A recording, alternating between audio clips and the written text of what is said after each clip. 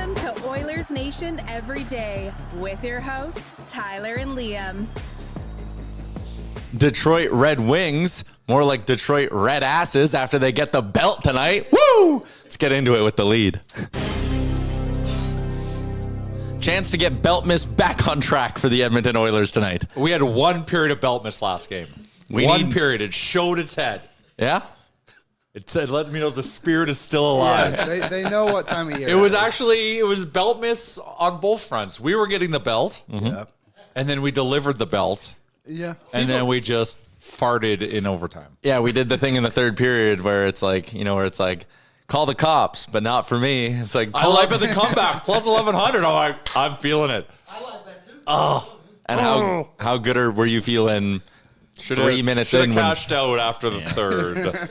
Yeah. But I believe in Beltmas and Ric Flair. Welcome into Oilers Nation Every Day. We are live from the Sports Closet studio. Check them out online at sportscloset.ca. We will be doing a giveaway later on. I'll get you a mystery player and some clues in a second here. Aaron, I totally forgot. It's a home game day tonight. Also, shout out to Bet365. Download the app today. Use the promo code NATION. Game day betting challenge a little bit later on. And if you go to the NHL main page, you'll see a brand new daily faceoff parlay.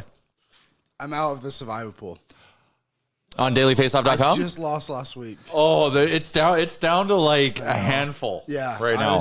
I went 0 for 2 and was out 2 weeks in. I had my second life until like midway through November. There's a DFO parlay today, though. Sorry to interrupt. Sorry, 124 people left in that, by the way, Liam. That's a handful. It's a big handful. Yeah. Good job. I got to bet that DFO parlay because it hit last time. It did hit. Today I called it Sid Still Got It. Crosby goal, Penguins win. Ooh, I had Ottawa to beat St. Louis and that's what lost me the survivor pool. They lost 2-1. Brutal. Here's what's coming up today on the program. So, sorry, how do I find this thing again? So you got to go Bet365. Yeah. You go to the main page, so don't go into sport, and then just scroll down until you find hockey, and then just click through all those parlays. Oh, we can't show it, Aaron. Anyways, there you go. Sid Still Got It. Money line and a Penguins win. Giddy up. Okay, cool. We'll give our picks later on, too. There it is, yeah. Jeff Marek's going to join us today. He's our first guest coming up in about 10 minutes' time. There's a really interesting question that was posed by Paul Paduti of Daily Faceoff that we're going to sink our teeth into. Because I think it's the audacity. It's like calling out Sidney Crosby when he's 29. But did you read it? Did you read it? No. Because I don't think you did. I refuse to be trapped. Every single person who reacted to the article did not read the article whatsoever. He literally wrote in the article, I still believe Connor McDavid is still the best player in the league and will be the best player in, 5 years? Yeah, he said in 2030, Connor McDavid will still be the best player in the league. It's just more of a question of will we ever get 153-point Connor McDavid? And I said in the moment to my own horn a little bit, I was like, hey, that 153 points is insane. There's definitely another one of those in his team. You can't say that. I can say I can say whatever I want. This is the internet. You can't be so sure of that. You can't be against it either. We're gonna ask Jeff about it. He's on pace for 121 this season. Yeah. Yep. And it's coming now. Yeah. He's just turned it on. It feels like a week ago he's Might on wear pace for 20 goals. Probably will win the Rocket Richard. On pace for 44 goals. Yeah, that won't get you the Rocket Richard. But I know, but he's on pace. What? Take his last 7 games and then extrapolate that over. Yeah, I mean he has 8 points in his last 3 games. Jay, I think that's a little. Well, he ain't stopping. These are his last 5 seasons. God, these guys don't like now they're throwing shade at Connor McDavid. I'm not. How am I throwing shade? Now they're McDavid haters. This is wild. How do we go from Matthias Janmark to This is McDavid? wild. I can't believe you're even lumping those two in the same conversation, but it's not Connor McDavid shade at all. Connor McDavid is still the best player in the NHL. I just think it's an interesting conversation. We'll have it with Jeff of is 153, are we going to look back at Connor McDavid's Hall of Fame induction and go, that was his best year? And I would say, I would bet yes. I think he could have 130s. I think he could get to 140. I think 153 is a heck of a lot of offense for a guy who is now, and this is a depressing thing, he's on the back half of the career. We are through the front side of the Connor McDavid era in Edmonton, which is mildly disturbing to think about. But we'll talk with Jeff about that. We'll debate the hand pass stuff with Jeff as well. Ask him what he thinks of this Red Wings team. And also, Jeff said he has a question for us. Which always puts me in such a loop. Well, and it's well thought out, and it's going to be a real mind pretzel. Yeah. And I'm going to sit here and wait for Tyler to say his answer, and then gives me more time than I'll Okay, how would I say the answer Good idea. first? Yeah, okay. And I'll say whatever's on my mind. Yeah, you'll. That's like blocking a shot for your teammates right there. I might just wish Jeff had Mary Beltmas. Whatever his And question. he'll ask what that is, and then I'll explain it to him, and that'll buy you lots of time. Yes. Yeah. Okay, good. That's a good plan. We're also going to be joined by Max Bultman at the top of the hour. He covers the Detroit Red Wings for The Athletic. So we'll be doing Beltmas with Bultman. With Beltman. Bultman. Maximus Beltamus.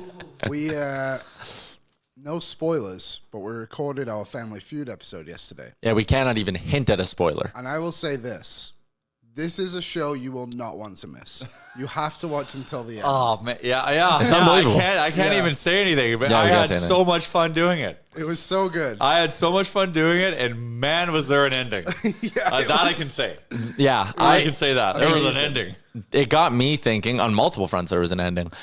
We should do it every week? No, it got Eli me. thoughts, editing that every week? Eli's on payroll as just a Family Feud editor. That's his only job. Tax season comes, like, why do you have Family Feud production guy? This is what It's my dream to be a game show host. So. Well, Aaron did a great job. Aaron knocked it out of the park. Yeah. A lot of fun. It got me thinking, like, what else could we do? I was like, could we do like a Wheel of Fortune game? Like, is that possible? Like, Maybe. I've been thinking about Wheel of Fortune already. Yeah. So I got wheels in motion. Comes out on Boxing Day, by the way. What? Yeah. People were asking. Family when it Feud. come Oh, out. sorry, Comes sorry. out drop on Boxing Day. Yep. Yeah, there's probably, we can think of something. The next one's probably not until the summer, though. Yeah. We got a bit of time here, but it was This fun. game show season in the summer. Or Olympic break maybe if we Maybe needed the it. Olympics. Yep. We did spin this around in like 2 weeks. Yeah. We did a great job. Well, Definitely. and the thing is, we can always do it again. We can That do it format. again. And maybe expand it a bit. Yeah, we could. All right. Let's talk about the hockey game tonight here. Our game notes are brought to you by Greta. Join us this Saturday at Greta. It is our festive face-off for you, the nation's citizens, right in the heart of downtown Edmonton, our go-to party spot. Swing by. Aaron's going to be dressed as Santa. I'm going to be there. Liam's going to be there. The whole squad is showing up for pre-post-game shows. Plenty of beers while we watch the game. Free entry as well. So reserve your table today through the Open Table link or go to Greta. Find them on Open Table. May I? Show up? Please go. May I? Oh, It's you just have something to say. Hospitality. Yeah, go ahead. May I? Yeah. I may? Didn't Chalmers and I win some kind of golf thing that allows us to pick your outfits to an event? Not Liam, me and Pat. Okay. Yeah, So you I think you and haven't done Pat this should be Santa's elves. So do I have to go find a Santa's elves costume? I mean, you lost. I'm not going to find it. I thought that was the whole point, is that you get to go pick an outfit. I didn't. Did we find the Barbie outfits you guys? Yeah, wore? you bought Yeah, them. you did. Oh, we did. Trust me, I would never buy that for myself. Yeah. Bet I'm checking or not. Amazon right now. Don't worry. Yeah. Do get the lowdown on a good Santa's elf costume. Santa needs some elves. Okay. I mean, hey, I got to square up for a bet. That's fine. Dangerous Wade said Jeff is going to ask you guys how good is the TV show The Rookie. Oh, so good. New season coming out soon. I can't believe they're still making seasons of that. But anyways, let's talk a little bit about the game. Tonight, Edmonton welcomes the Detroit Red Wings. It's a Detroit team that is coming off a win last night down in Perfect. Calgary. So Perfect. that's what you prefer, right? You don't want a Yes. team to get smoked. Yeah, Buffalo got belt to ass by Calgary, and of course they're going to take it out on us. Yeah. They dominate Calgary, too. What was Now- the final score, sorry? 4 something. 4-3. It was 4-0 to Detroit. Yeah. And they were dominating them in the last 10 minutes. Calgary put in a bit of an effort, but no cigar. Last 10 games in the NHL, the Oilers and Red Wings are the third best offenses in the NHL. They are both averaging 3.7 goals over their last 10. The only teams better, Dallas at 3.8, Washington at 4.3. Now here's a fun flip side of that. They are both also top 10 in most goals allowed. Edmonton over their last 10 games, 3.6. Detroit, 3.6. So they have both nearly identical numbers over their last 10. Detroit comes in having won 3 in a row. The Oilers come in to wrap up a homestand, a 5-game homestand, where they are currently 2-1-1. This is the swing game. 3-1-1 is nice. You win this one, 3-1-1. That's 7 of a possible 10 points. If you play at a 700 points percentage on home ice the rest of the year, you're not only going to be a playoff team, you're probably going to work yourself into home ice advantage in at least the first round of the Stanley Cup playoffs. 700's good. If you lose it, though, and it's 5 out of the 10 points, 500, that's bad. Like, this really does change the perception of this homestand. Yeah, you really shot yourselves in the foot with that Sabres effort. So now you've got a tougher task. The Isa plan seems to be coming together, which is probably fair to say. Yeah. They're finally taking a step in the right direction. There's a lot of offensive threats on this Detroit team. They're going to have to bring their A game tonight. They're a good team. Can't take them for granted. Nope. Plenty of former Oilers in this one. Todd McClellan, obviously behind the Detroit Red Wings bench. Cam Talbot expected to get the start tonight since Gibson went last night down in Calgary. In his last 5 games, Cam Talbot actually struggling a little bit. If you remember back early in the season, John Gibson was putrid in his first couple of games for the Red Wings, and Talbot was exceptional in the month of October. That's kind of flipped now in the month of December. Talbot in his last 5, 1-2-2 record, .859 save percentage, .373 goals against average. So Talbot a little bit on the decline here. And again, a tired group in front of him who played last night in Calgary. So maybe there's something there. But historically, Cam Talbot has actually been really, really good against the Edmonton Oilers. So I looked up goalies who have faced the Oilers at least 5 times in the Connor McDavid era. And Talbot in that group is tied for the 9th best save percentage with a .925. When Talbot faces the Oilers, he's at a .925 with a 3-1-2 record. He remembers. Yeah, I think almost all of those as well would be like after his time here. Like, I don't think he would have faced us as a Red Wing, as a Ranger, maybe once, but a lot of that is when he was with obviously Calgary, and then he's with LA for a little bit too. In the Connor McDavid era, do you want to know who the best goalies the Oilers, which goalies played the best against the Oilers? It's quite the list. Is that the list you told us before? No, it's a different one. Okay. All right, hit us. Who do you think, like if you had to guess one, is there even anyone that you would guess? Goalie that's played well against the Oilers over the years? In the Connor McDavid era. Darcy Kemper.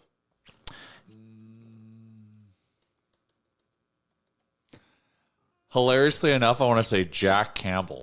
So Kemper's at a .922. He's 15th on the list. 15th? Jack Campbell, 3rd on the list. When he faced the Oilers 5 times back in that season, he had a .934 save percentage. So annoying. No wonder we got him. No wonder Holland was dead set on acquiring him. The other goalies on that list, Anton Khudobin is actually number 1. He posted a .941 against the Oilers over 7 appearances. Mike Smith is number 2 on the board. Nice. Jack Campbell, 3. Ilya Sorokin, 4. Cam Ward still number 5, even though it was the tail end of his career.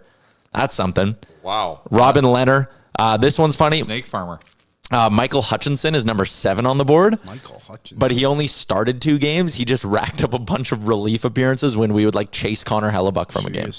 Holtby 8, DeSmith 9, Ben Bishop, Cam Talbot, Pekka Rinne all tied. So there you go. Those are the goalies who have given the Oilers fits over the years. Who's the worst? Who's the worst that's played at least 5 games? Yeah. Let me reopen the tab I just closed. Who's the Swiss cheese? Tell me John Gibson. Tell me. Yeah. Show me. Philip Grubauer. Ooh, yeah. 10 games against the Oilers, .840 save percentage. That's bad. That's tough. And the other That's night, a massive amount sample size. Kevin Lankinen's number 2. Perfect. Vamelka, Jari. Here's a throwback name. Kerry Lettinen. Oh, wow. Kerry Lettinen. I can't believe Kerry Lettinen's faced Connor McDavid 5 times in his career. Those two don't feel like their eras should have ever crossed over. Yeah, no, I can see them overlapping because Lettinen was like young in like the late O's. Mm-hmm. 2nd overall pick. Yeah. Oh yeah, I forgot. Okay, I forgot Lettinen had that such a long run with Dallas there. I was like, was he a Jet when they moved from Atlanta? But he just struggled with injuries, but he was like super talented. Joey Decord's in that mix as well, by the way. So there are in total 72 goalies the Oilers have faced 5 or more times in the Connor McDavid era. Grubauer the worst, Khudobin the best. So there's your stats. Liam, do you have anything else to tell us on Talbot tonight? Sure. How's his chest? Leaky? His chest comes at his whole. Oh, solid However, chest. Ears are weak, especially left ear. He is 60% on the left ear, 3 for 5. 67% on the right ear, 2 for 3. High glove is where you want to go on Cam Talbot. He is 78% on the high glove. And So anywhere in that Obviously his high big glove hand weakness, right? side, He's whether it's leaky ear or glove. over and under the arms. Yeah, gotta aim high. Get him in the chicken wing. And then as for his kind of zone one, shockingly as it is for most goaltenders, gotta get low. Yeah. Listen to a Zach bit of Flow Hyman. Rider before the game. Low. This is a Zach Hyman game. 69.8% Nice. in the crease area. All right. Maybe a Zach Hyman anytime tonight. There's your goaltending breakdown for Pods. tonight. Budsy. Podsy's coming. He is. We talked to Bruce Boudreau about him yesterday on the show. Bruce had some great things to say about Mid Pods. sip. What was it? Mid sip. Mid-sip. Mid-sip Bruce. Okay. Let's get out to our first guest. Star Mechanical Guest Line, Edmonton's #1 plumbing and heating company. It is cold as heck out right now, and that means things in your house might not be working the way you need. If that is the case, Star Mechanical has got you covered with 24/7 emergency service. Find out more at starmechanical.ca, or if you're driving around, and as you do, you see a lot of Star Mechanical vehicles buzzing around the city.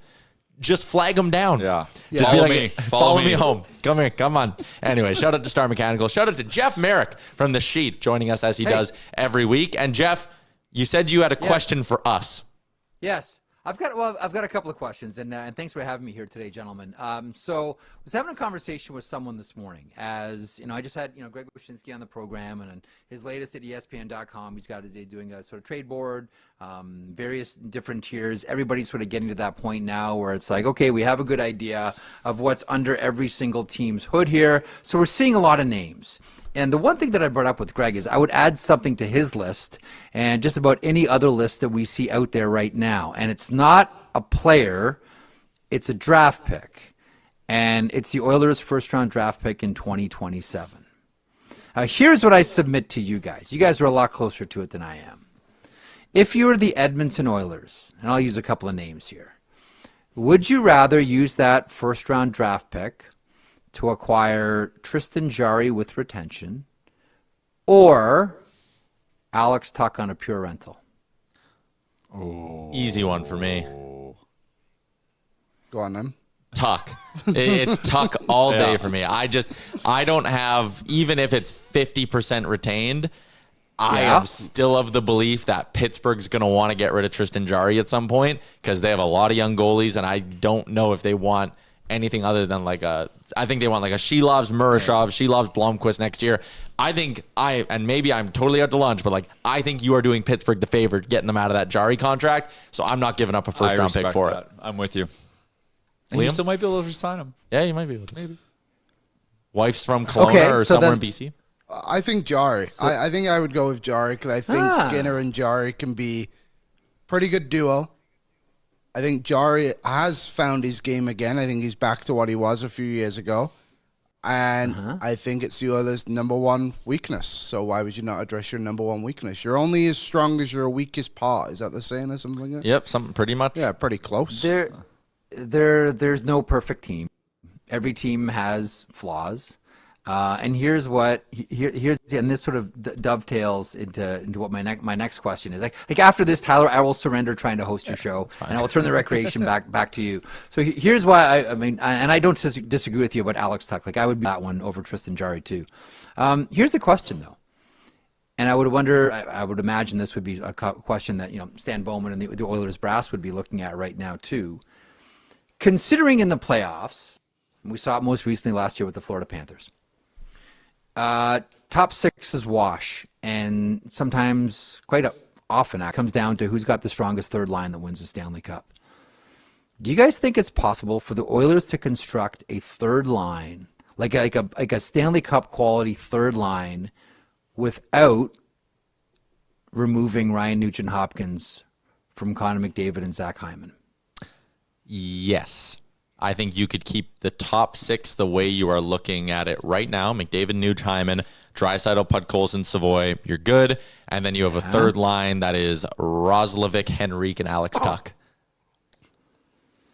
Okay, but there you go. So that comes back to where I'm glad you brought that in, because that is where I agree with you 100%. That is where the value for someone like Alex Tuck comes in right away. Yep. It allows you to address that third line. This is how we're going to win the Stanley Cup. Stanley Cup question. Okay, so we're on the same page about that. Well, okay, all settled. Back to you. No, it's actually a nice tie into like one thing that I think is an issue, and I'm writing about this right now at the site, but like part of the disappointment this year for the Oilers is like, okay, Andrew Mangiapane, you kind of hoped that bringing him back to Western Canada would spark something in him, and he's been Victor Arvidsson 2.0. He plays on the perimeter, he falls down, he isn't scoring a lot. Trent Frederick, wildly disappointing, first 4% of the contract for him, or 4% of the way through his 8-year deal as it stands right now. But like, he's been disappointing. Mangiapane's been disappointing. Tomasek hasn't been quite, I think, what they wanted him to be. Like, with Connor and Leon off the ice, they are still struggling right now. And as much as we can bitch about goaltending and all this other stuff, if they had some depth scoring, they probably have a few more wins. Okay, so that gets me to something I wanted to talk to you guys about. I think it was last week or maybe the week before.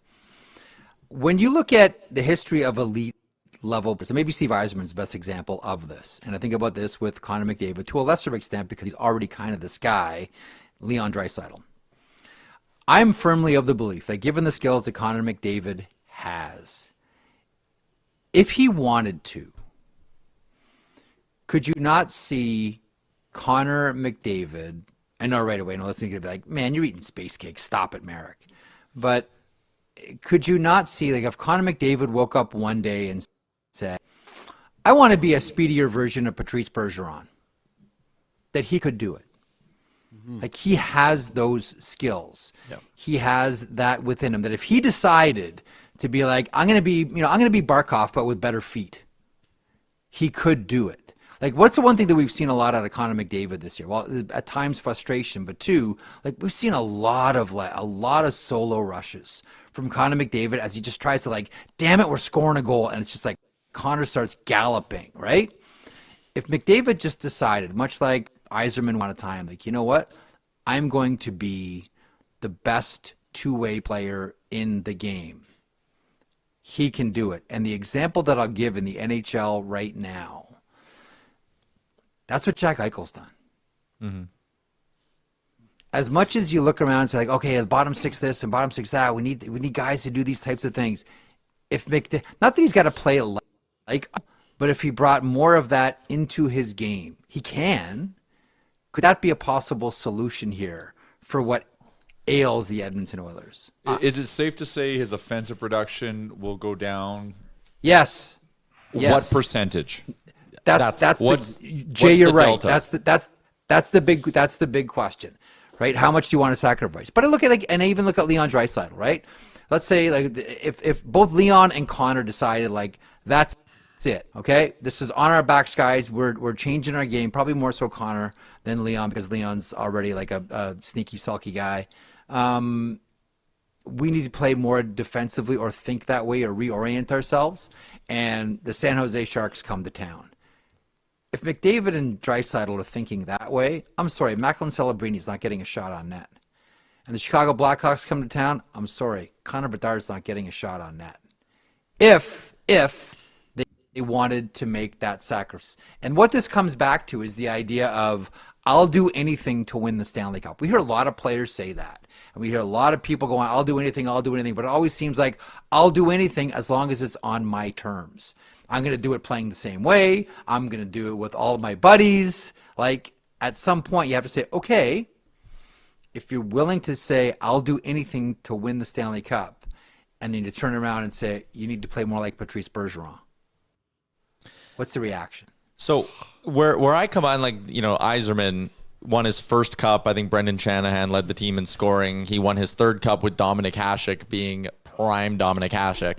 So, like, those are some things, and those are, maybe you could call them luxuries that Connor McDavid doesn't have. But I think your point is well made for the wrong player. I think that guy needs to be Leon Draisaitl. I think Leon Draisaitl's the guy who, and he said it at the start of the year, that he wanted to find his Selke level, and good Lord, he's been nowhere close to that 2 and a bit months into the season now. But, like, let's look at the game against Buffalo in a vacuum. Like, if Connor McDavid in that game said, damn it, I'm playing better defense, they lose 2-0 or maybe 2-1. No, but here's the thing. Like, that was like that's a great example, because, like, that third period was like, okay, that's like, okay, I'm going to flip the switch, and McDavid will always have that, just like Jack Eichel will always have that as part of their game. Like, we're down 3 pucks here to start the third period.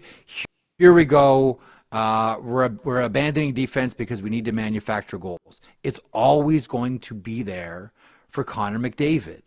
And given his skill set, how he understands the game, thinks the game, plays the game, all of it, I just keep coming back to the idea of like, I'll do anything. Well, does anything involve completely changing the way you play? That's what I wonder about. I want Draisaitl to become that guy. Well, I don't want to lose whatever percent of McDavid I think that's offense. a question or a mode. Like Jeff, I think you're right with Connor. Like it is a switch. He can flip and engage, and like that's a question to bring into the playoffs. Like, should he flip that switch to go into Selke mode in the playoffs? And then this is where this magical third line we're going to manufacture actually comes through because he's suppressing. With Alex Tuck in the first round pick. Yep. Yeah. Yep. We're doing this. We're doing this. And we're actually winning that. Like, yeah, we say sometimes the top six is a wash, but sometimes it's it might have to be a bit of a track meet. Yeah. So it's an interesting topic. Because don't forget, like there's no one way to win the Stanley Cup. Right, like with McDavid, obviously the accent is on not just skill, but like he's just faster than everybody else. But last time I checked, the Florida Panthers weren't a fast team. They had a couple of guys that could really skate, like Gustav Forsling is an excellent skater, but like you don't look at anybody on that team and go like Matthew Tkachuk's not Pavel Bure here, like Alexander Barkov. Isn't Dylan Larkin. Like no one's on that team is skating like that. But they're efficient, they're deliberate. You make the argument they're a little bit too table hockey for some people, but whatever. They just won 2 Stanley Cups. They play a straight ahead, in your face kind of old school LA Kings style of game. There's not one way to do it, which is why I look at the Oilers and say to myself, like, if it's going to be because of the big guys, be on their back, and they're going to do anything to move this thing forward, how much did they change? Like Tyler, to your point, like find the inner Selke Trophy winner for Leon Draisaitl. How about Connor too? Knowing full well that if you need to manufacture goals, he's your guy to do it. And we saw it against Buffalo. Yeah, and like again, I'm just pulling up some numbers here as we're going, and maybe the proof to Connor needing to find that level more than Leon is since the start of last year when Leon's been on the ice, and the minutes are pretty much identical. When Connor's been on the ice without Leon at 5-on-5, Oilers are -4, 56 goals against, only 52 goals for. Leon, when he's without Connor, same amount of minutes, 38 goals against. That number is significantly less than the 56 of Connor, and he's scoring more, 55 to 38. So, like, maybe there is something to that. Like, yeah, there is a level Connor's got to find when he's not with Leon, because, I mean, the two of them together is obviously spectacular, but, But then you can't, if you're going to put that expectation to him play 2-a game, you couldn't play him 27 minutes a night. Like, he's got to play harder in his own zone, right? yeah, it's interesting. Harder minutes, Yeah. harder miles. Maybe that goes back to needing more depth. And that's an issue with every team that has Stanley Cup aspirations, clearly. But I don't know. I've been thinking a lot about this idea of I'll do anything. Because we hear athletes say that all the time. I'll do anything. I'll do anything. But there's always a caveat. But what that really means is I want everything around me to change. Yeah, that's fair. Let me ask you a question. We debated it off the jump of the show, but inspired by the Paul Paduti article about some players around the league who are in decline. And I think a lot of the Oilers fans who hated it just didn't read it because Paul was obviously very complimentary of Connor in the article. But Connor McDavid had 153 points a few years ago. And I kind of said it at the time, and I think I'm definitely saying it now. I don't know, as much as you never want to bet against Connor McDavid, I don't know if we ever get a 150-point season out of Connor McDavid again. We might look back at that year and go, whew, that was the best Connor McDavid ever was. Do you agree or disagree with that? Or do you think he's got the ability to have some push in year 14 or 15 of his career? Great question. I wouldn't measure great by points, though. Okay. Like we just had a conversation about, changing the game, and I would look at Patrice Bergeron and say, one of the best centers of all time. And he's never been anywhere, close to winning, or not Ross. So the only thing that I would take exception with is the definition of, in decline. I could say like maybe McDavid that's, in transition to becoming a different type of player who's not going to put up 150 points, but is going to put up 120 points, and it becomes more of a complete player that wins the Edmonton Oilers Stanley Cups. I don't know that makes him less of a player. Essentially what I'm saying is I wouldn't just judge McDavid on his points at this point for me, and we'll see the answer is in the playoffs, I think you judge McDavid based on how he adapts and how he changes and how he finds ways to be successful other than just trying to fill the net. Because what do the great ones do? You know, one door is closed. How do I still get into this room? You know, this isn't working, so this is how I'm going to change things and make it work. That to me is more of a gauge for how someone is, as opposed to just putting up point. That is a singular way to analyze it and judge it, but I don't know that I'm on board with that as the formula for, you know, if he only gets 130 points, Connor McDavid's in decline. Offensively, perhaps, but what do you like? How has he adapted? How has he changed his game? What can you measure around Connor McDavid that would show that, sure, like to Jay's point, okay, so there's been like an attrition of 30 or 40 points, but what are we getting for that? That's how I would judge Connor McDavid. Well, adapting, do you think he would still possess the abilities now in the second half of his career to get to 153 points? Yes, I do. And here's why. It's what I've always wondered too. You know, like, where's Connor's Yari Curry? You know, like in Toronto for the longest time was always like, where's Matt Sundin's winger? You know, where's that guy? And I would ask that of Connor McDavid too. Like, where's his Yari Curry? Certainly, there's always the, you know, in case of emergency, break glass move of just like put him with Draisaitl. Just like, you know, Joel Quenneville in Chicago always kept Kane and Taves apart, except late in the game where they had to manufacture a goal. And then they got together and they manufactured a goal. But where's that Yari Curry? Where's the Yari Curry for Connor McDavid? And if they can find that guy, then I wouldn't put McDavid to tickle 150 again. I think we'd all look at that and go like, yeah, that's the skill set is still there. The quality of player is still there. What did you make of the hand pass situation that's been going on in the NHL the past, what is it, week 2 or so? weeks, 10 days, whatever. Yeah. There's like 5 of them all of a sudden. The unfortunate thing about, well, I don't even actually say, it's a great question, Liam, but I don't think it's actually unfortunate. I just think that it's hockey. And that is, we all have to be comfortable with this as hockey fans. Every rule, every penalty is an interpretation other than puck over glass. Yeah. Because what a hand pass to me is not a hand pass to Jay, is a hand pass to Liam, isn't a hand pass to Tyler. Right? A trip to me is different than a trip to Tyler. A slash to me is not a slash to Liam. A high stick to Jay is not a high stick to me. Like, still at the end of the day, we have to, with as much as we want to make the rule book black and white, it's just various shades of gray. Now, as a hockey fan, I love that. I really do. I know it can be frustrating to fans, specifically when it's your bull getting gored. I get it. I understand it. But that is something that as hockey fans, you just have to get settled with. That even something like goalie interference, as much as the definition around it has tightened up, and I do think that on a consistent basis, it's the most effectively called penalty in the NHL right now. And I know it's a very unpopular statement, but we have to all be subtle with rules are still interpretive. Because if you called every single infraction on the ice, it would be 60 minutes of exchanging power plays, and you can't do that. So, but to the hand pass thing, I don't think it's at the point now where there needs adjustment to the rules. I think that Stephen Walcom has probably had this conversation about officials reminding them what a hand pass is and what a hand pass isn't. This happens every now and then in the NHL where there's like an influx of one particular violation and we tend to sometimes overreact to it.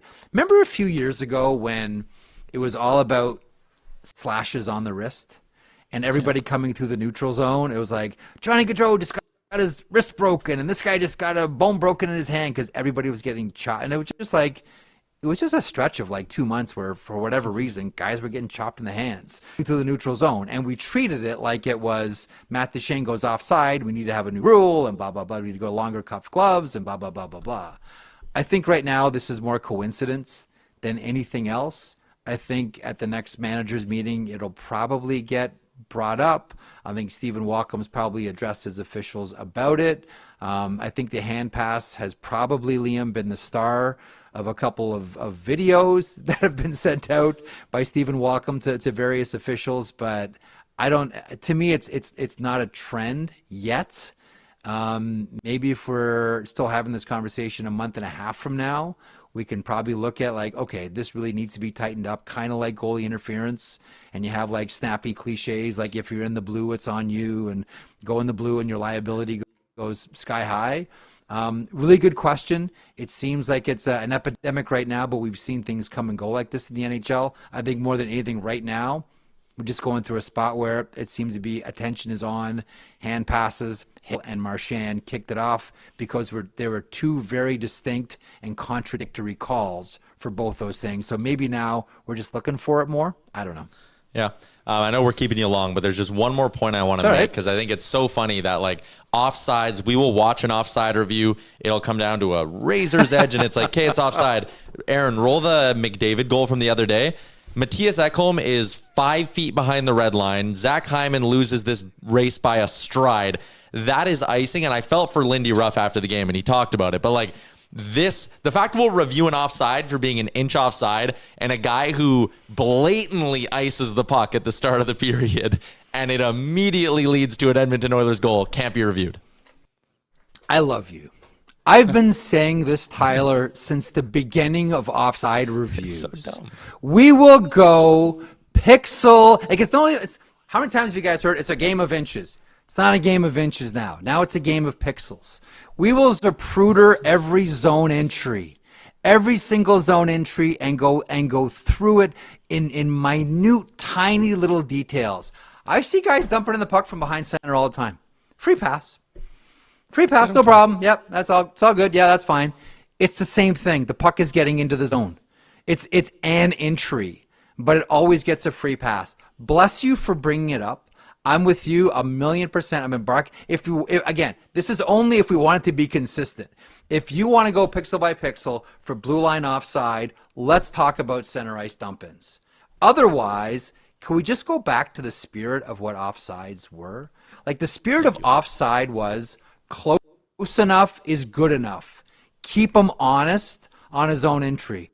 We're not, and the argument is always, oh, you want to do the same thing for goals? No, this is a zone entry. Close enough is good enough. That is all in the mantra. Have there been some instances where, and we think of the 1980s Stanley Cup final with the Islanders and the Philadelphia Flyers, where there's some offsides that led to goals, maybe even the last offside. The last goal with Bob Nystrom, was that offside? We didn't have the technology then, but maybe it was. But close enough is good enough for me. And the thing that I've always pointed to is what you just did. Okay, let's talk about dump-ins then, because how many icings are missed? If you want to do, again, this is all of the spirit of just make the right call, get the game right. Okay, let's do dump-ins. Yeah. More video coaches. One is watching the blue line, one is watching the center ice. Do we want that as a sport? I would submit no. But if you want to Zapruder the blue line, folks, do the same thing with center ice. Bless you, Tyler. Yeah. Bless you. Oh, well, I got Jeff to, Jeff agreed with me. So that's a good spot. As someone who's hosting the show, I'm ending this interview right there. We're going out on a high note. For the record, I disagree with both of you, but we'll end it here. All right. Thanks for popping on, Jeff. Thanks, boys. There you go. Jeff Marek. You can watch him every weekday. The Sheet on Daily Faceoff. Yeah, Liam, you are against the whole thing. Against what? You like reviewing everything? No, I just hate the idea of like... I just think I know this is going to sound silly when I say like icing and being in the zone too early is like a little bit different to me. But it's not. But it's like a little bit different because like... That should have been an ozone draw for the Sabres, and instead it was a goal call against. It then. But I just think like you can't just take offside. Yeah, call it. Just call it. Call the right play. So yeah, if so you're on takes, side with the argument. You'd rather them just call the offside. I'd rather just with their eyes. The league get to a point where these guys on the ice make the right calls. That's where I would like to stand. Well, the thing is, when you have human referees, there's going to be, it's not perfect. No, and you look at that play of Kulak, the ref is jumping onto the boards to get out of the way. So like he clearly just doesn't see the call. But maybe that's when you tell The one thing I don't understand about the NHL is why do they have 4 officials on the ice, but only 2 of them can call penalties and only 2 of them can call offsides and icings? Like, why not just be like, we can all make the call? Like, if we're missing all this shit all the time, but like you're, and maybe I'm crazy, but like they're making it simple, right? Or it's focus. I'm looking for penalties. I am looking for, but I think line infractions, bylaws. But the refs, if they miss an icing call, like say the linesman calls an icing, and it clearly wasn't, the ref can go up and be like, no, we're going to go to center ice. Yeah. So then why can't the ref go in that? Well, why can't the ref go at that point and be like, that was icing, no goal? You know what I mean? It's the same thing. But he wasn't paying attention. But the 3 other officials should have been paying attention. That's my point. It's like you have 4 on the ice. You're not taking advantage of what you have out there. All I'm saying is if you're in a jam and you're in danger, you don't call the peace officer. You take matters into your own hands. Make them all first sheriffs. Of all, you grab then your bat. Then there should be a sheriff on the ice that makes the call. You have 2 sheriffs. Makes the damn call. Well, make the call. But in this analogy, a police sheriff doesn't give out traffic tickets. Yeah. Right? Like well, maybe they should stop. Now, I bet you now, since they divided church and state with peace officers and police, traffic tickets revenue's gone through the roof because they're focused. Focused. All right, I think I've lost the analogy, so I'm going to move on. I'm lost. Is that a good segue into these parking tickets you got? Yeah, what the hell happened here? Is this all one parking ticket? That's all one pullover. Those aren't parking tickets. Those are like insurance. You got pulled over. I got pulled over. And he withheld 2. He could have given me 2 more. What did you do? Can you say? I did nothing wrong aside for I forgot that my car registry is in May. Ever since they stopped giving you the reminder, I've done this before. I'm now 2 for 2 in terms of forgetting to register my car. And then he just went, I think that's a ticket for each tire on my car, for the tire and then the fender and then the mud flap. He let me off with my cracked windshield. I've been telling you about that for a while. I know, but like I drive a Bronco. It's a very vertical. Yeah. And that's why he's like, yeah, like you and Jeeps, like I get it. And then there's some other ticket. He's like, I'm saving you $1,000. Well, that looks like it. But he gave like literally that's like 10 tickets. So what was the problem with your tires? They're too wide. See, I never understand this. They're too wide, and my mud flaps aren't wide enough, and then my flares aren't wide enough. And then, but why are they available to buy? And then he was trying to be like, you know what, your car's the wrong color than it is on the registration. I'm like, oh my God. I'm like, no, he's like, it's black. I'm like, no, it's navy blue. It's just when it's dark like this because it's matte, it looks black. Oh, okay. It was wild. And then he tells me at the end, he's like, oh, just call in and make a deal. I'm going to give you a bunch of tickets, but don't worry. Just make a deal. I'm like, just to justify the fact he's going to give me a full tree worth of paper. So now I have in to ticket form. Look how many tickets that is. So this happens. That is like, sorry, Crawford. No one's getting a gift this Christmas. Yeah. I can't believe the tires. It was insane. This guy had what is it? End of the. It's like he had a quota or something, and he was trying to be so nice about it. Oh, I hate that. Just give me the tickets and be an He was trying to be so nice about it, but isn't that insane? So I am going to try to get it reduced and be like, "Are you crazy?" Yeah, my registration. Fair enough. Fair, like I'll own that. $324. That hurts, but I'll eat it. Yeah. But what the fuck is the rest of this shit? So I had it to where I didn't have a registration, but then also I forgot my insurance. I did not have my insurance with me. And I had to pull up a payment on my phone to prove that I had car insurance. Otherwise, they were going to tow my vehicle away. I was calling insurance because I think he sent you a pink card. But it was a Sunday. Yeah, I always have it like saved in my email, like flagged in my email. Oh, well, now I do. Oh, yeah, that was a wild pullover. So yeah, I have to remember to go and try to fight this because, like, come on, man. Because the thing is, now you can't even get your car. Is it registration? Do it now without paying the tickets. No, right? no. You got to because the tickets are still not expired. Gotcha. So I have till if I hit the expiry date, then they hit your registration. Gotcha. So it's like I'm registering this thing right away. That is wild. The is one for each tire is just the most. I think so. Like I was trying to read. I'm like, what does this even make sense? Like none of this makes sense. Is this your beef of the week, or is you have a different one still? Well, I have 2 beefs. Of the wow. week. Okay. Wow. This we got a good episode of Real Life coming up. Yeah, I have 2 beefs of the week. Yeah. I got. I'm a tall guy, and that ticket tail is taller than me. It is stupid that they don't send you a note now. It's just like they're trying to get you. Just an email. Yeah, Send an yeah, email. an email. I get it. Don't send the letter. Yeah. And whatever. It's on me. Sure. Yeah. Like it's like don't rely on the backup cameras to back up, but we all do. Yeah. Yeah. Right. And so should I rely on that email notification? No. But it'd be nice for to get. all of my life, except for the last 2 years, I've been getting some kind of notification. So I'm still trying to adjust my habits. Dangerous Wade said the cop's dad's name, Evan Bouchard. Yeah. Maybe. Yeah. Constable Pieces. Constable Reese's. Yeah.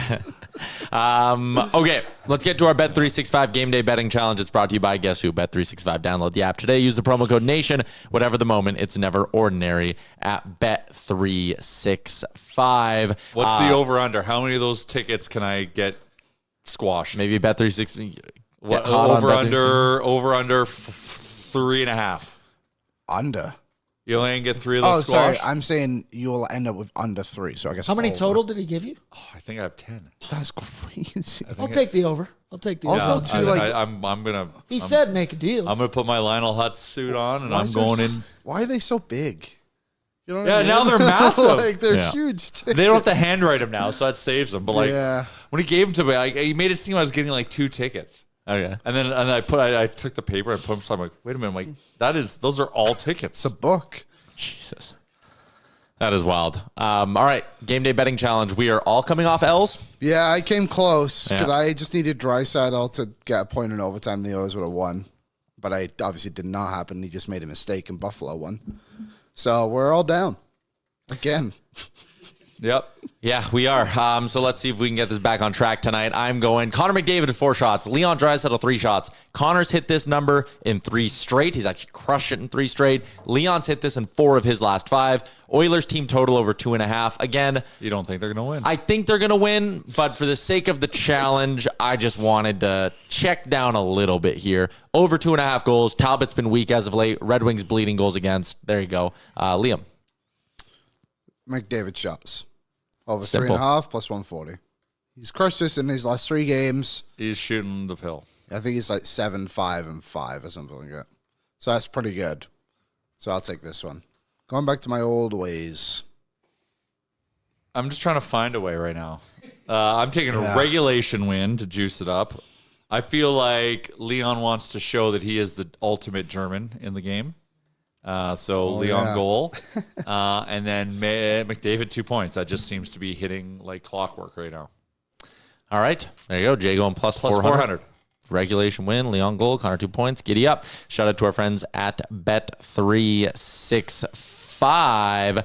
I'm going to get the mystery player stuff, Aaron. I'm just putting it in here right now. The 4 clues are in there, so we can get to that in a couple of minutes. We did do a Spotify question yesterday. The Spotify question is brought to you by the Jasper Pond Hockey Tournament, coming up in about 6 weeks, Jay. Ooh, can't wait. Giddy up. Did you make a decision on how we're getting out there? It's trying. It's complicated. It's so expensive. Yeah. Anyone have a bus company out there that want to take us out there that we can work out a good deal? We'll have you on the show. We're trying to save taking 10 cars out there. Yeah. Carter Hutton's coming. I'm excited for that. He was telling me about his plans the other day. He's bringing the whole family out. It's a great weekend at the Fairmont JPL. Shout out to Tourism Jasper, CHE Hockey. Jeff Merrick's coming. Yep. Let's do our Spotify question. Did you know yesterday was the 15-year anniversary of the Linus Omark shootout goal? Wow. I was at that game. Mm-hmm. And that was electric. That was electric. I said it's one of those morbid moments where, like, so that was in 2011. If walking out of that arena, because you would have felt like the future was so bright, if someone would have walked up to you and said, I'm from the future, they're not making the playoffs till 2017, that would have been disheartening because you thought, like, oh my God, they found something in Omark. Tough. Mismanaged. So our Spotify question was, give us your favorite memory from the decade of darkness. We said, we want some niche moments. Zed is in and says, this is far from a niche moment, but I got to go with the low-hanging fruit. Selecting Draisaitl and McDavid the next year. None of us knew yet how far those two would take this team. Insane to think that we have two players with nearly 1,000 points or more, and most teams don't even have one. Uncle Jim just said 10 out of 10 interview with Bruce. Great stuff. Thank you. Brady said, man, I really thought when we drafted Yak out of Sarnia, that was going to end the decade of darkness. Also loved back in the day doing GM mode on NHL, selling off all the youth and picks and creating a super team. Also love Boudreaux. Thank you. Bruce was awesome. I was in the building for the Yak slide game. That was my first game as an adult, and I still remember the feeling of that building. From Brad. Adrian's in. Favorite decade of darkness moment is when Jeff Delorier was unreal for like 3 games back in 2009. Mine is, and this I don't think this is obscure, but wow. Jordan Eberle's first goal. Unbelievable. Yeah, that was cool. That Nielsen, Cogliano, Gagne line, how Kid they line. almost dragged us to the playoffs, and we actually had meaningful games in like the last 6. Missed the playoffs by like 10 points that year, I think. But it was like we were trending. Like we had a chance. There was a path. Yeah. That was exciting. I remember watching an extremely meaningful game in April.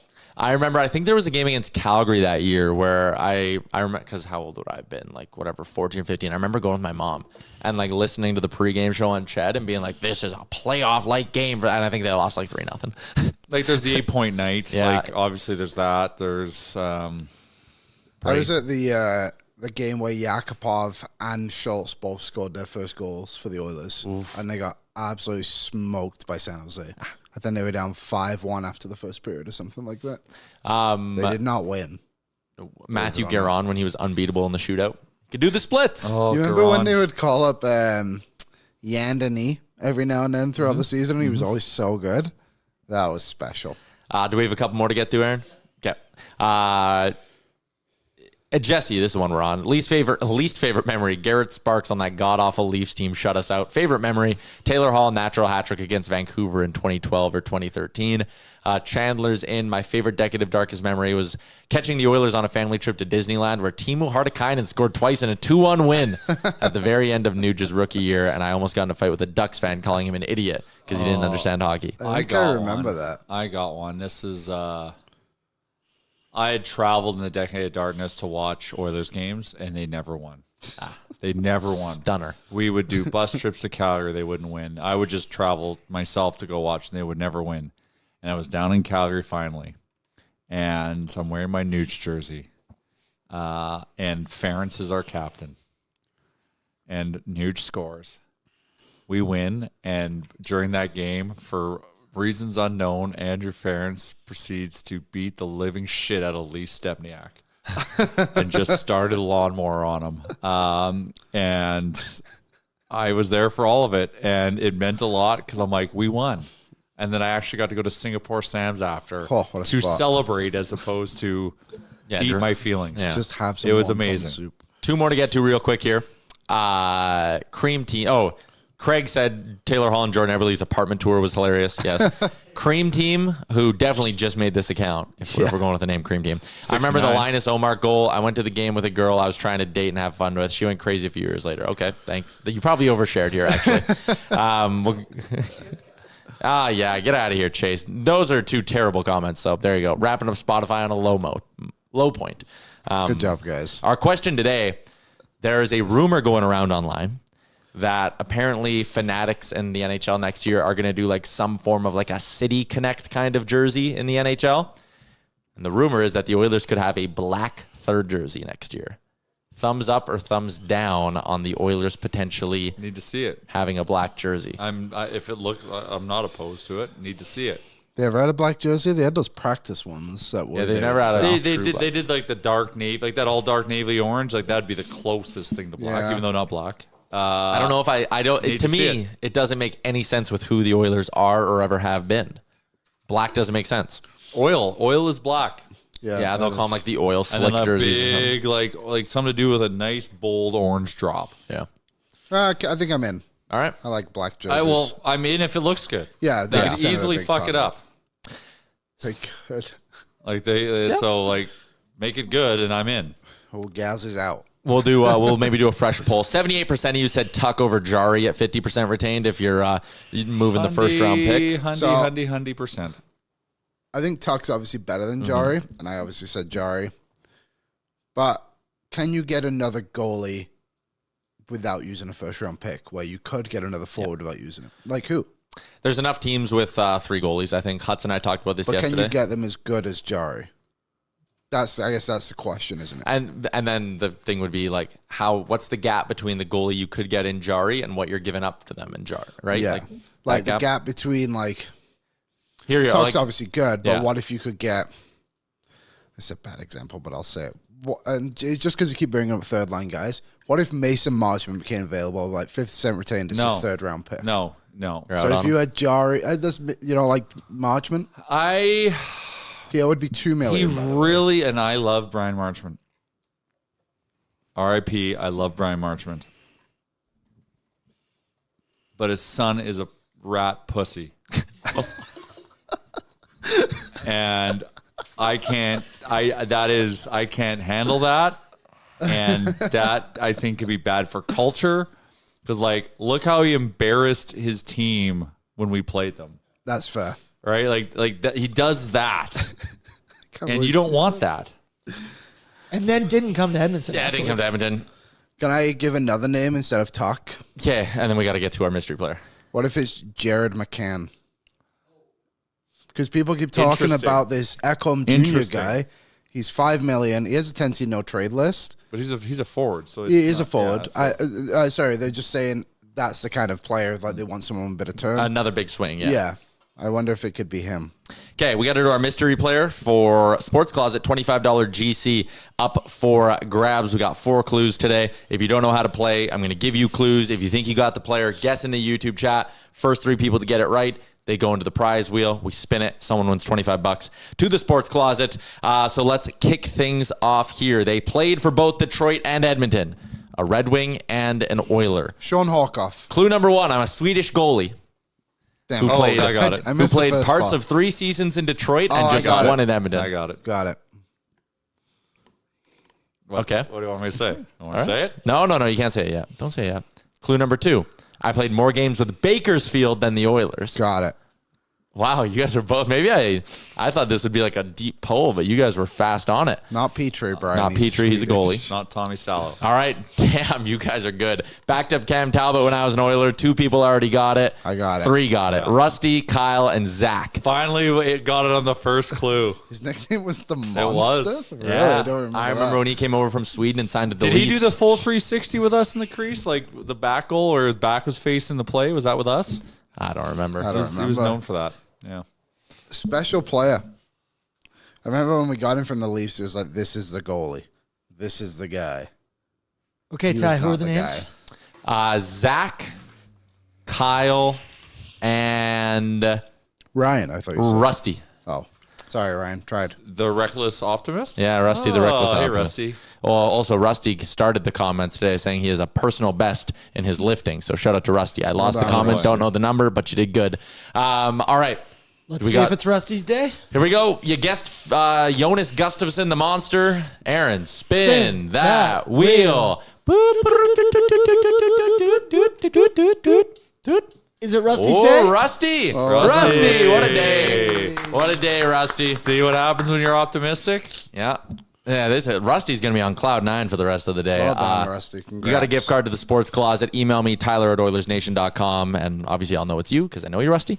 465-pound deadlift is what Rusty did at the gym today. That's pretty good. Oh, That's all of us that's combined. some weight, bro. That is more than I could lift, in case that goes without saying. Anyways, Jay, we got real life coming up later on at 2 o'clock. We do. You look very wintry today as well. I mean, The Tim Beef it was. sweater. It's now a bluebird day and sunny, but like an hour ago, it was a blizzard outside. It's a tough Crazy drive. that cop was willing to stand there and give you all those tickets. Well, this is 2 days ago. Oh, it's 2 days ago. 2 days ago. So it was only like minus 14 outside. Ah. So he had all the time in the world. All right. Well, thanks for popping on. Thanks for having me, guys. Jay and his winter jacket are off. We are going to get back out to our guest line. Max Bultman from The Athletic is brought to you by Oodle Noodle. You can take advantage of the value menu deal and add 2 green onion cakes 5 spring rolls or 6 wontons. How do I say that one every day? For just $2 on any signature or premium box, in-store and takeout orders only. Find a location near you at oodlenoodle.ca as we bring in Max Bultman from The Athletic. Max, how you doing? Thanks for popping on. Good. And the temperatures you guys just threw out completely validated my decision to skip this trip. Oh, my God. Yeah, I don't know if you're great with the Fahrenheit to Celsius conversion, but like when I left my house today, it would have been the equivalent with wind chill of minus 13 Fahrenheit. Yeah, no thanks. I'm all good. Yep, it sucks, Max. And the Oilers haven't been great. Well, this road trip's been okay. Tonight's the swing game, but Detroit presents an interesting opportunity for Edmonton. They're obviously coming in on the second of back-to-back games. I guess we'll start with just last night. How did the Wings look down in Calgary? All right, so I was in Grand Rapids watching their prospects, so I was mostly following their game from afar. But my understanding from the game is that early on they looked pretty good, and then they very nearly let it slip, which is not an uncommon trend. That would not surprise me to hear that was the case. That's been a story of their season. They've really worked to figure out their game management, and as you can see, that's kind of still a work in process, or progress, I should say. You know, it is a fairly young team. I don't know that it's so young that this should still be a problem to this degree 30 games into a season, but that's a part of who they are right now. How's Sebastian Cossa doing in Grand Rapids? Obviously, that's our boy. A local guy up here. He's doing really well. He's second in the AHL in save percentage. I think I'm his personal curse. I mean, like I went down there and he had his first game giving up 4 goals all season, the first time I was in the building. So feel bad that I jinxed him, I guess, on that one. But he's having a really good year. Everyone I talked to down there has talked about how good he's been for them. He's obviously like right on the NHL doorstep. I think you're going to see him in Detroit before the end of the season there. But, you know, the athletic tools that he has are obviously really impressive. And at the size, it's rare to find. And so you start to see the save percentage ticking up there. Last 2 years, it had been 913, 911. Well, it's 935 now. And when I went into that building yesterday, it was 943 going in. So he's been in rare air in that league. I guess with how high of a prospect Cossa is, it's kind of a two-part question. Was it a surprise they went and got John Gibson? And also, how has John Gibson done this season? Obviously, his numbers don't look glamorous, but it seems like he's played a lot better as of late, if that's correct. That is correct. Now, granted, that's pretty recent, right? He had a shutout the game before last. I thought he was, from what I could tell, had some good saves last night. But the last really week or so, I think he's looked better. And honestly, he had to. Like, it was really bad the first 6 weeks of the season. A ton of starts with like 4 or more goals. And the defense in front of him has not been good. I'm not letting anybody off the hook with that. Like, they've given up too many odd man rushes, let guys have way too much time unchecked in the slot to tip pucks. And you know, those are the plays that turn into those 4 or 5 goal nights where the goalie really doesn't have a chance at 2 or 3 of them. But he hadn't given him enough of those like saves where it's a bailout for those mistakes either. And you talk about going back to the offseason, like why did they go get him with Cossa on deck? It's really because this is not a team that, having missed the playoffs 9 straight years, like has the luxury of finding out with a young goalie in high stakes games. And you still do have Cam Talbot, but he's getting toward the end of his career. He's in his late 30s. They needed to take a chance on a guy recovering high end form. And I think the hope was he was also going to boost the floor.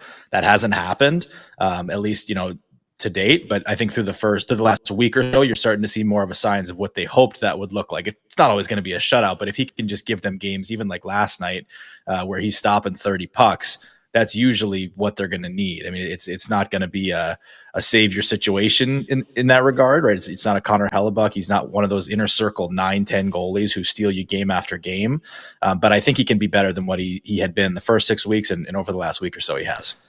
A .597 points percentage. They are currently in the top spot by points in the Atlantic Division. This is a team that was fully expecting to finally take that step towards being a playoff team, but I think, you know, probably even the most optimistic of Red Wings fans would be like, hey, the first 2 months of this season have exceeded our expectations. So what have been the positive surprises? Like, you know, I'm just looking at the surface numbers, but yeah, Larkin's been great. He's got 13 even strength goals. DeBrincat, Raymond, but like, who are maybe the players who've come out and given them, you know, some surprising performances through 2 months?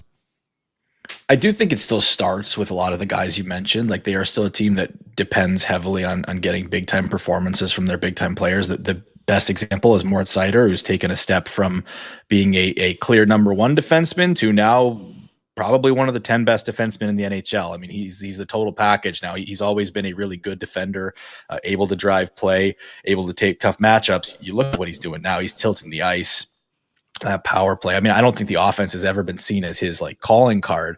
He's running a top 10 power play in the NHL, and he's producing up there at a rate that gets him into some pretty lofty territory. So that'd be the first and most important. You know, Simon Edvinsson, I think, has been up and down at times, but a really important player for them. And over the last 2-3 weeks, excellent. That's huge. They finally kind of have a top pair that they can just throw out there and trust is going to dramatically tilt the ice. And then, yeah, you're right. It's the forwards. It's Larkin. It's Raymond. It's DeBrincat. Those guys are leading the way. I also think, you know, lately Andrew Kopp is a really important player for this team. When he went up between DeBrincat and Kane, it changes a lot of things for their lineup. I mean, ideally, I think it would be Marco Kasper there. He's off to kind of the reverse end of this conversation, a much quieter start than expected. But you put Kopp up there, and he can be that heavy presence. He can still, be at the net down low like Kasper was, and think the game really well. He doesn't have the pace that Kasper maybe has, but having that line firing on all cylinders is essential for them because they were leaning way too hard on their top guys. In terms of surprises, which I think was the spirit of your question, it's really the guy up there on the top left. It's Emmett Finney, who, going into Traverse City this year, I thought was a lock for Grand Rapids. And by the end of training camp, he was in the conversation to be on the team. And by opening night, he was on the first line. And when you have a breakout story like that from a guy who was a 7th round pick 2 years ago, you very rarely see that, and it's been a huge story for them. Yeah, I was going to ask you about Finney. His story is crazy. Good Lethbridge boy. Yeah, good Lethbridge kid. He goes from a Kamloops team with guys like Stankoven, Fraser Mitten, Zellweger. They all leave. He has to kind of take over, and now he's a Detroit Red Wing, like I said, a 7th round pick. Like, we saw him play, obviously, earlier in the season. I think he scored his first goal against the Oilers as well. Yes. What does he do that allows him to have so much success? It's all motor. I mean, he's an extremely fast player, but he just never stops going. And I think that's why they have him in the spot that they do, is so that Dylan Larkin doesn't always have to be F1 on the forecheck, that there can be someone else who will go win a race for a puck, win a battle for a puck, and then kick it up to Larkin and Raymond. That's who you want to have the puck, in the slot at the circles. And he can clean up the mess around the net. That's how he scored his first goal on the Oilers. It's a rebound. You'll see a lot of his goals come right around the crease, and that's the kind of player they need. They need tempo. They need someone who can win battles, and they need someone who can be around the net. He checked all 3 boxes, and he did it way faster than I think even the most optimistic of Red Wings personnel would have expected. All right, I'm going to ask this next question in the shortest way possible. Max, Quinn Hughes?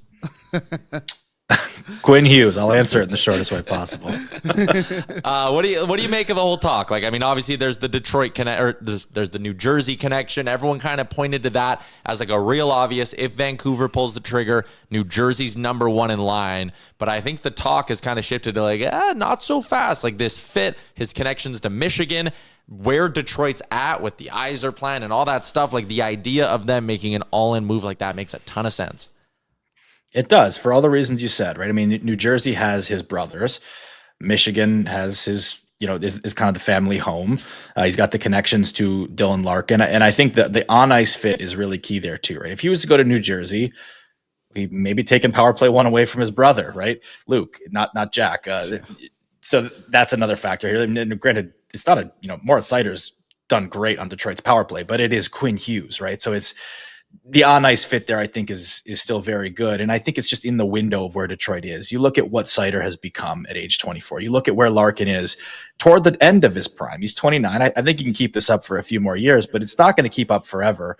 The Red Wings really haven't ever put a team around Dylan Larkin to maximize his prime. And I think as you get into these last few years, I don't know if Steve Yzerman necessarily thinks this way, but I certainly do, that you want to make a run at this while you have a guy producing and playing at the level Dylan Larkin is. I mean, I think you do owe it to really yourself to try to take advantage of that. And I think making an all-in push for Quinn Hughes is a great way to do that. You would put this team, at a new level, into a point where you're hoping to kind of be a playoff team. And obviously they're in a great spot in the standings right now.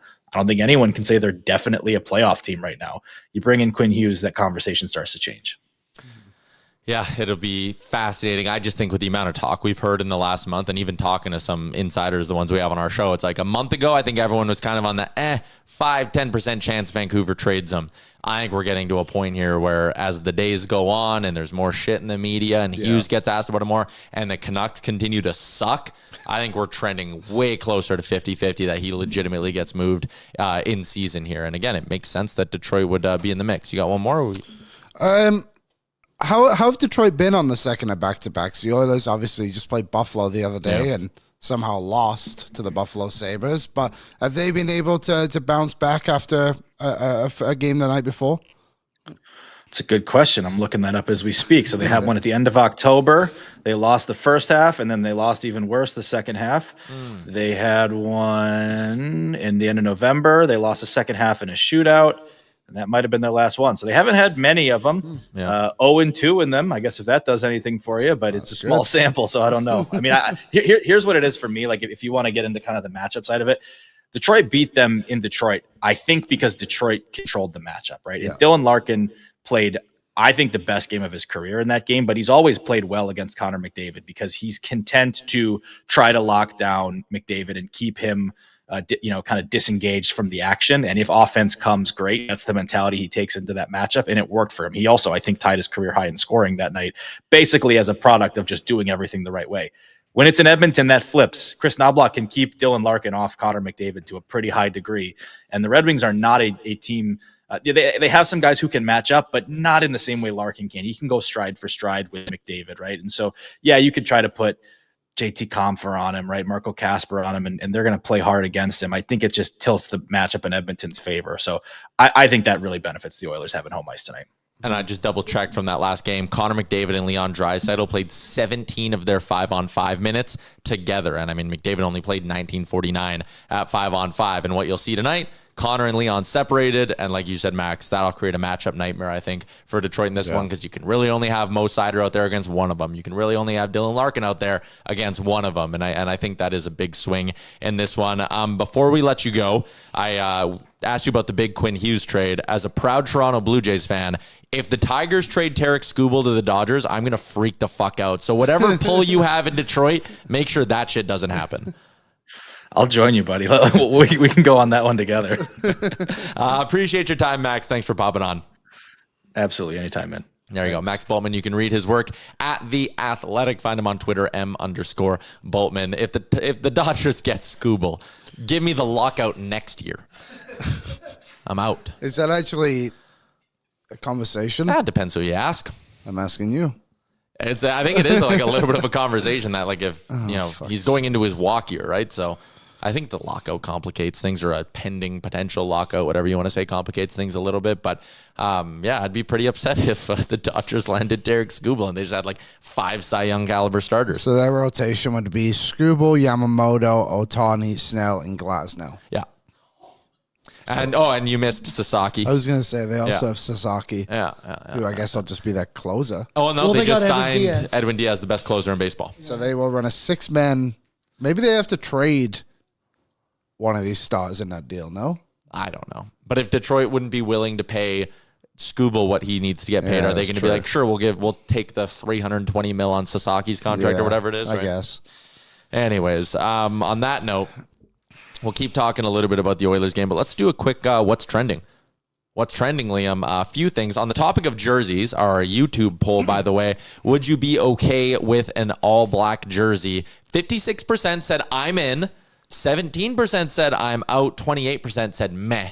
So I'm actually a little bit surprised. I mean, it's 56% in on it.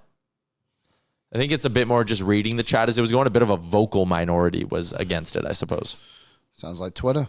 The Tampa Bay Lightning had a leaked third jersey earlier today. Oh my God, this is horrible. Yeah, that is terrible. I think that's for the Stadium Series, no? Oh, really? I think that's what I saw. That's really, I mean, I know the Stadium Series jersey's always got to be a little bit wonky, but that shade of blue, that like light ice blue, if you want to call it, is just, it's horrendous. Oh, yeah, there it is. It is a Stadium Series. When are they in the Stadium Series? I don't know. Because there's Florida's a picture host. of Kucherov in this shirt right now. Oh, let me see. Turn your computer on. Oh my God, those are really bad. Yeah. Yep. Yeah. They're playing Boston? When the hell is that I happening? don't know. Back at Fenway. The Could NHL be loves going to AI. that one. Could be AI. Could be AI. I'll do a quick little soapbox rant on this one. Carter Hart making his return to Philadelphia today, and the Vegas Golden Knights make him unavailable to the media. They also aren't playing him, saying, oh, we have a goalie rotation, whatever. Sure, you don't want to play him, that's fine. If you are of the mind that he did nothing wrong and you want to bring him into your organization, why can't he face the media? Yeah. Like, it's just such coward bullshit from him and the Golden Knights. And listen, am I surprised that this is how Carter Hart is acting? No. It's part of the reason I didn't want him in Edmonton. Again, if you would feel good cheering for Carter Hart, the person, have at her. I wouldn't.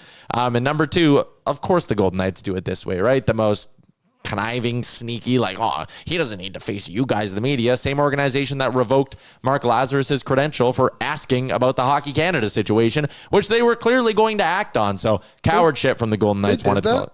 Yeah, Mark Lazarus went in the room and was asking Golden Knights players, like, would you be okay if your team signed 1 of the 5? And the Golden Knights ripped his credential out. These are Blackhawks reporter. Yeah, but he was doing a traveling story on the Golden Knights. Wow. So he went all the way to Vegas or whatever, and they kicked him out of the room.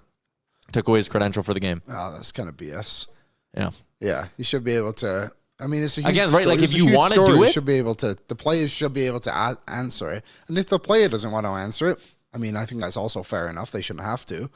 But there was probably some guys in there who answered it genuinely and gave their thoughts. I didn't know that. Yeah. And also, what are you going to, they're going to ask Carter Hart about his return to Philadelphia tonight. Yeah. That's a noteworthy story. And you're just going to, protect him from having to face a tough question about something that he did, which I think gets lost. I'm not turning this into a Hockey Canada thing, but the idea of oh, is he guilty? Is he not? It doesn't change the fact he did it. He did those things. You can read the report. He did stuff. He should be able to answer it. Be a fucking man. Stand up for the shit you do. Yeah, I'm sure he's already answered some of the questions too. So it's no, because I think the Golden Knights kind of made everybody in that media be you're going to shut the hell up. Oh, interesting. Coward shit. Golden Knights cowards. What's the Vladdy comments on Kyle Tucker? Kyle Tucker, #1 free agent in baseball this year. And the other day, Vladdy just commented on one of his posts and dropped in the eyes emoji. Now, is it meaningless flirting between two potential teammates? Yes. Or does Vladdy maybe know something? Kyle Tucker visited the Blue Jays facility in Dunedin last week. Why do they go to there? Because that's where they do spring training. So, that's where you would do, and Kyle Tucker lives down there. So, presumably, if Kyle Tucker were to sign with the Jays, he would be spending his offseason training at their facility in Dunedin because it's a 30-minute drive from his house. Is that where a lot of players go there in the summers? Yeah, a lot of players just kind of go live there in the winter. In the winter, they go live down near the facility because, it's a world-class thing the Jays have put up. Interesting. Okay. I did not know that. I just assumed they all went home. I think a lot of them do. I know Vladdy goes back home and all that, but I think a lot of guys go and live in Tampa. Jays missed out on another big-name reliever. Robert Suarez was kind of they were after Diaz. He signed with the Dodgers. They were after Suarez. He signed with the Braves today. So that's your update on the MLB off season. And that is what's trending, I think. That's everything? Yeah, that is. Aaron, you got pre- and post-game tonight? Yes. Oh, do you have one more? No, sorry. I knew there was a fourth. I didn't know. I didn't realize that was it. What you just said about the reliever. Pre and post, who you got? Pre-post, Aaron. I got one, Sean Pang and Eben joining me. It'll be a lovely evening at Dog Patch. I just want to say thank you to all the nation's citizens for filling out my survey. You are the key to Family Feud. Without 100 responses, we can't play the game. There's some good answers. There was some good answers. It was fun to go through the survey afterwards and show you guys what everybody had to say. Yeah, appreciate everyone taking part in that. Shall we do our NFL parlay today? Does anyone want to bet on this game tonight? No, I want to say let's not mess with what's working. Pick them for Sunday. Why? Do you really like something tonight? Who's playing? Falcons, Bucks. Nah. 5.5 spread. I think the Bucks will win, but you never know. No, I can wait till tomorrow. All right, we'll wait till tomorrow. If you want to go to Oilersnation.com, Gregor's got the GDB. Menzies has his pre-scout on the Red Wings. And Capri St. Pierre has her scenes from morning skate. I guess we'll wrap up with a little bit more hockey talk here, Liam. Trent Frederick hit in the face with an errant puck yesterday at practice. Needed 14 stitches to close that bad boy up. but he's in the lineup tonight. Stuart Skinner is going to get the start in this one. So not surprising on the Skinner start. Nope. Needed to start.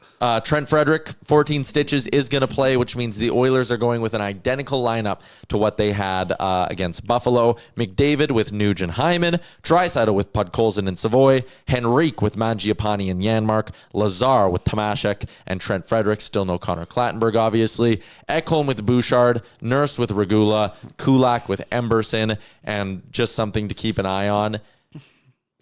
One or two players likely to be called up tomorrow by the Edmonton Oilers. That brought up today? That's me saying it. Okay. They're going to transfer Wallman to LTIR. I think Gregor mentioned it yesterday. Okay. Yeah, I was just about to ask that. So they're probably going to call up a defenseman for this road trip. Yeah, sounds like Josh Brown. Good call. So it's probably going to be Josh Brown coming up to be the 7th. Ryan Holt, I think it was Holt, or it might have been original Posar. Someone said, like, Brown's been the best D-man down in Bakersfield this year. So call him up. He's a vet. If you need to slide him in, you can slide him in, and he'll at least eat up some minutes for you and bring some toughness. Yeah. But they're heading out for a 5-game run. And right now, they have exactly 12 healthy forwards and exactly 6 healthy defensemen. I wonder if Josh Brown checks in for Alec Regula to play Montreal, and then we get a Jacques Brown fight night. Ding, ding, ding. I mean, hopefully Josh Brown can play okay. We do have him for 2 more years, including this one. Do we? So who do you think the forward will be? People are saying Hamlin. Yeah, someone said Hamlin. Someone else, I think, commented and said Max Jones. See, I wouldn't do Quinn Hudson. No, because he's coming up to be the 13th forward. Yeah, he's coming up not to play. So what is that worth to you? Yeah, I agree. I would do Jones. 27 winger. You have enough centermen on the roster right now that you're fine. I might do Hamlin. Depends who you bring. It depends who you're bringing out. If it was to bring out someone like, at least Hamlin can give you the versatility. Then you don't have to mess up too many things. Like, for example, if someone gets hurt and they're a winger and they're a center, say it's Henrique, then you have to move Nuge around a little bit. Like, or you put or you put Frederick or Janmark to center. I guess. Tomashek, they've trusted a little bit as a 4C this year. I just think you have enough pieces you can fiddle around with it. I think Hamlin's been one of the best forwards too. Okay. I think oil to the max is oiling. He's leaking oil. I have no problem with James Hamlin being the guy. No, I think either one, they're kind of the same guy at the end of the day. How many points do they have? Max, oil to the max, 5 goals, 7 points in 17 games. Okay. James Hamlin. Ooh, what if it's Roby Jarventi? But again, 13th forward stuff. Are they going to call up Jarventi just to be a guy? Unless they're going to play him. Yeah, but I don't know. Are they going to take Tomasic out for Roby Jarventi? I'd be surprised. But I've been surprised before. I don't think it would be that much of a switch, to be honest. I think that fourth line has actually been playing decent now recently, to give him a bit of credit. James Hamlin, 6 goals, 8 points, 17 games. So he's 1 point more than oil to the max. But he's +6 on the season. Okay. Oil to the max -2. All right. Robbie Jarventi, for those curious, 14 points, 9 goals, 18 games. And Quinn Hudson, again, statistically has been the best player, but I don't think they're calling him up just to have him be the 13th forward. Unless they want to, unless their plan is to play him, which you never know. Maybe they want Curtis Lazar out for a few games and all that. Like, it is back-to-back games. So if you call up Hudson, maybe it's like, we're going to play Lazar against Toronto. We're going to put Hudson in against Montreal and see where it goes. Hudson against his brother. Never thought about that. Something to consider. I'm very curious about Quinn Hudson. I think you let the good times roll with him in Bakersfield. Yeah, me too. Let it keep going till you really need him, and you ever roll with him. But team's kind of clicking right now. They're playing well. The counterpoint is they still desperately need scoring from the bottom 6. So if there ever was a time to give Quinn Hudson some runway, do it now before guys get healthy. Yeah, that's fair. Like, there's a glass half full, glass half empty kind of way to view that. Yeah. As the bottom 6, he's got a little bit the last few games. Didn't score against Buffalo. No one scored against Buffalo. Lazar scored to Masek, Matthias Janmark. That's something we cannot forget about because it never happens. But if you ever wanted, and I'll make the case for, I'll again, I don't think it's Quinn Hudson. I personally wouldn't, but if I had to make a case for it, it's going to be a lot harder to give him a look once Roslovic and Kapanen are back. So if you want to see if he's a potential solution, find out now. Yeah, but again, what's his name? Bowman has that line, doesn't he? Is that we want to call guys up once. Yeah. So maybe that's part of it too. My favorite player in Bakersfield right now is Marshall. I love him.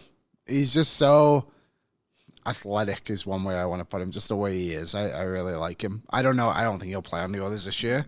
I'd be surprised if he played next year, if he started the season next year, but he's actually younger than Quinn Hudson too. Mm-hmm. He's had a decent start to the season. Only 4 goals, but 19 points, 22 games. They got some names percolating in Bakersfield. They do. People don't want to.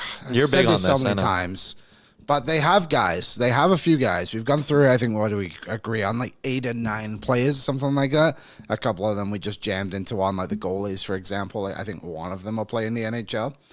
But I don't mind it. I think they've done a good job. I think Colin Chalk's doing a good job with his staff down there. I think Stan Bowman's done a really good job bringing guys over, and I don't think they're done. I really don't. I even think someone like a Luke Prokop, like, I know he's on an American League deal. I would not be surprised if next season or whenever that contract's up, if he got a 2-way deal.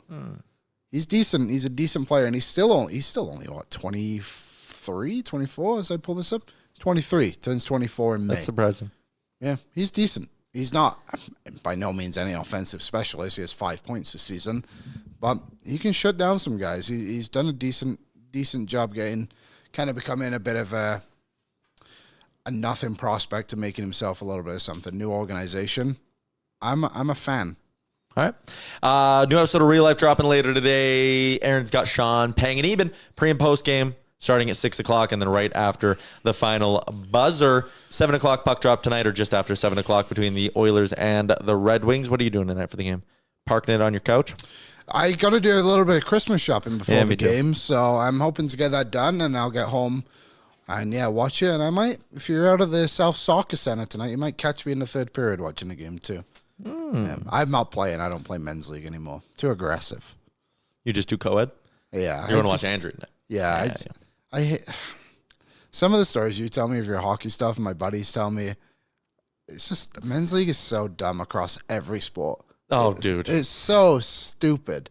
The amount of people I play a beer league who think it's like the ultimate chirp to be like, you're going to talk about this on Oilers Nation, you little insert whatever word they throw. And it's like, how is that? Also, they all think they're like the first guy to chirp me for it. It's a real original one, guys. If you're listening right now and you're playing Tyler in men's league this week, don't bother. It's useless. You're good. If you're playing tomorrow night in the Friday night game against me, you're good. Yeah. I had a guy, it was very funny last game. Like second face off of the game, a guy comes up to me and he's like, "Hey Tyler," he's like, "I watch the show every day." He's like, "I can't get enough Oilers talk. You and Liam are awesome." Thanks for watching. And I was like, that could have been anyone. Scared the hell out of me, Liam. We're lucky the glass didn't break. It was quick hands. My glass is empty now, though. Anyways, he's like, "Love the show." I'm like, "Hey, appreciate it, buddy." Second period, guy on their team just comes out and is like, "No one watches your stuff. No one cares you work for Oilers Nation." Oh, yeah? I was like, I literally said, "No," I was like, "Go ask that guy." I was like, he actually cares. Anyways. On that note, please keep watching our show because we are still on pace to have 1 million views this year. Thank you, everyone, again for watching. It's very incredible. Amelie. Okay, that's a wrap on today's edition of the program. Have a good Thursday, everybody. We'll see you back here tomorrow, Friday edition of the show. Oil up. What's up, Nation citizens? If you enjoyed today's episode of Oilers Nation every day, make sure you hit the subscribe button here on our YouTube to not miss any of our content. We got you covered from interviews, insight, analysis, everything you need to stay up to date on everything around the team. Hit that subscribe button so you don't miss a video.